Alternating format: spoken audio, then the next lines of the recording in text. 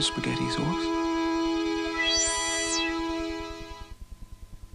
We introduced you to Australia's youngest would-be paleontologist. And ever since then, we've had some amazing mail from young fellas all around the country sending specimens and fossils. And these are young, budding paleontologists. So we have two of them today, two experts on dinosaurs and evolution. Would you welcome back from Adelaide the gentleman next to me, Mr. Scott Russell, and from Victoria, their contender, Mr. Todd Norman. Give them back. Well, I thought when we met you that you were the youngest expert on dinosaurs in Australia, and because you'd started when you were 3, hadn't you, taking an interest in... 2. 2? Yeah. Really?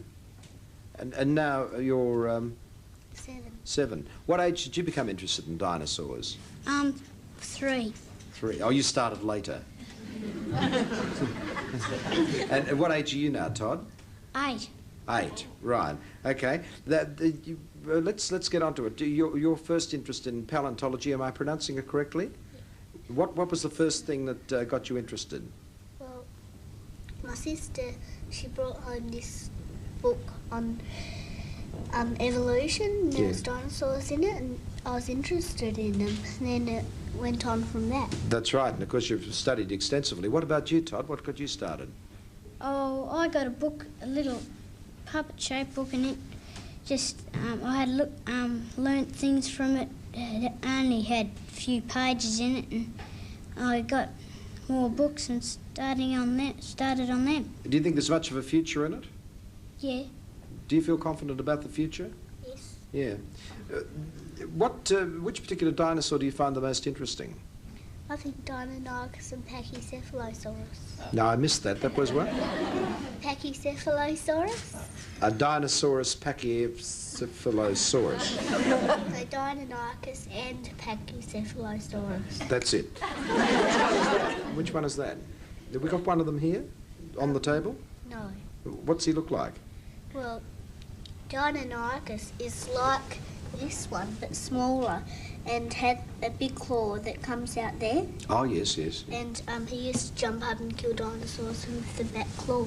Jump up and kill other dinosaurs with the back claw, yeah. And he'd be the most interesting. Which one do you fancy, Todd? The same one, or...? No, Tyrannosaurus Rex. Tyrannosaurus Rex. It's easier to say. What was Tyrannosaurus Rex like to look at? Terrible. Is that a picture of him on the screen at the moment? Just turn around behind you and have a look. Yes, that one, the big one. How big did he get? How high? 20 feet. 20 feet, 6 Really? feet, 6 metres. About 6 metres, yes. Yeah. You have an interesting theory on how dinosaurs came to roam the Earth, don't you? Yes. You might explain it to people. Well, first when in the water there was these sort of little specks. Yes. And they turned into plants. And then there was enough oxygen for fish. Mm. And then there was trilobites, sponges and That sort of animal life, sponges and things like that, yeah. invertebrates. Yeah, and invertebrates, yeah. Yeah, and then fish came because there was more oxygen, and fish came. And the fish went on the land. And that's where the There was dinosaur a came. great drought, and only strong fish with very hard fins could survive. And the very first land animal was Ichthyostega, and then came the reptiles, and then on to dinosaurs. Do you agree with that? No. What's your version? Well, there was these specks and they grew into plants and there was enough oxygen for the fish, and then the fish had strong fins. They got strong fins and they could crawl onto the land. So, and Ichthyostega was one of them, and then the reptiles came. Reptiles. Oh, it doesn't sound very different to his version. Oh, and then dinosaurs.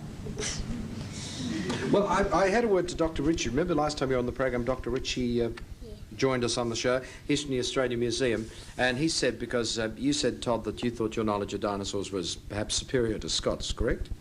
when you contacted me. So I thought we'd ask you both a few questions that any good paleontologist would know. Right, first of all, and first to answer, well, it's not really a contest, but you can put your hand up if you like, and just so that we can see who gave the answer. Name the era in which dinosaurs lived. Mesozoic. Right. Where was the first dinosaur ever found? England. Yes, anywhere in England particularly? That'll do. It was the south of England. What is the name of the meat eater on show at the Australian Museum? A meat-eating dinosaur. Dilophosaurus. Dilophosaurus is correct. What's that name mean, actually? What is a Dilophosaurus? It's a meat eater. Yes. There's a big plaster cast fossil of him. Right. Anything you remember about the plaster cast fossil, about his crest? The proper fossil is in America. Yeah. Well, that'll do. Anyway, you've left me for dead. Now, there's some recent news. Both of you probably kept up with it. Dinosaur tracks have been discovered in West Queensland. Can you name the town where they've discovered dinosaur tracks in West Queensland? Wyalong? Some name? It does begin with a W. Oh.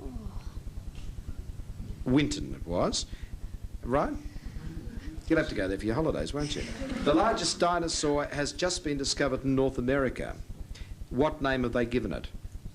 Supersaurus. That's absolutely correct. So there you are. Supersaurus. Have you heard of that one? Yeah, it's in America. You, last time we spoke, you told Dr. Ritchie that you were after his job at the Australian Museum, that you wanted to take it over. Is that still... No, I'm not going to take it over. Well, he was a bit worried. I'm going to be Bob Jones' assistant. Oh, I see. Are you after the same job, Todd? Yeah. You are? Oh. Well, that's terrific. Well, I will keep in touch and find out if the best man wins or if you both get the job. Thank you for both joining us today. Scott Russell and Todd Norman, folks. Two young gentlemen, very well versed in the lifestyle of the dinosaur. Barbara Keefe has a lovely song for you. And then we're going to find out about a woman who travels around the world just to listen to one opera singer.